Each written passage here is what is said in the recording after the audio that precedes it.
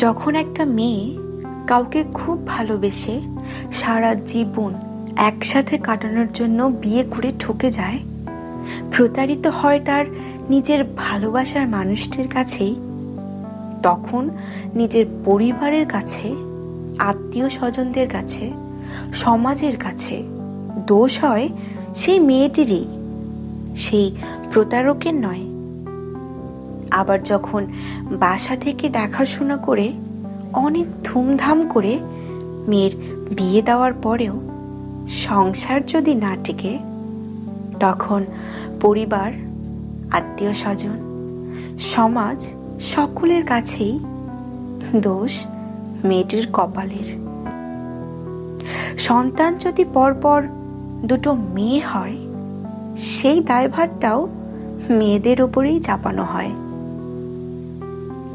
সংসারে কোনো ঝামেলা হলে সেই ঝামেলায় মেয়েটির কোনো হাত না থাকলেও, কোনো রকম কোনো দোষ না থাকলেও মানিয়ে নেওয়ার ব্যাপারটা মেয়েদের ওপরেই আসে। কারণ মেয়েদের সব কিছুতেই, সব অবস্থাতেই শুধু মানিয়ে নিতে শেখানো হয়।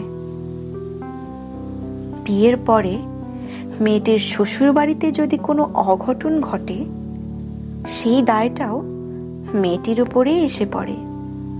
তখন বলা হয় মেয়েটি অলক্ষী, তাই তো ঘরে পা ফেলতে না ফেলতেই অঘটন ঘটল।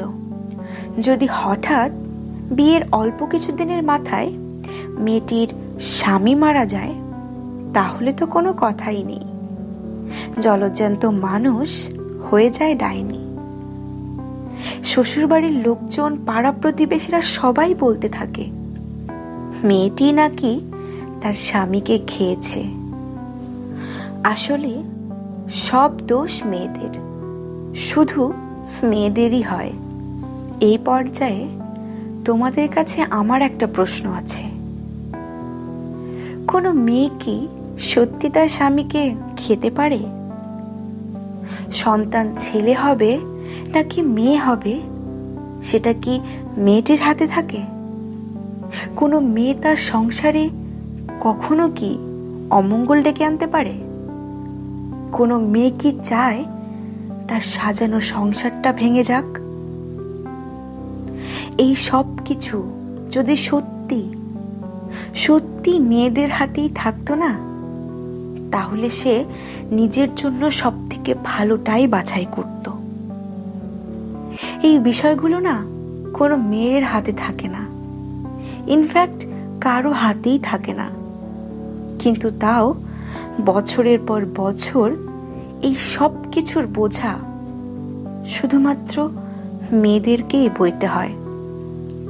এটা খুবই দুঃখজনক একটা ব্যাপার।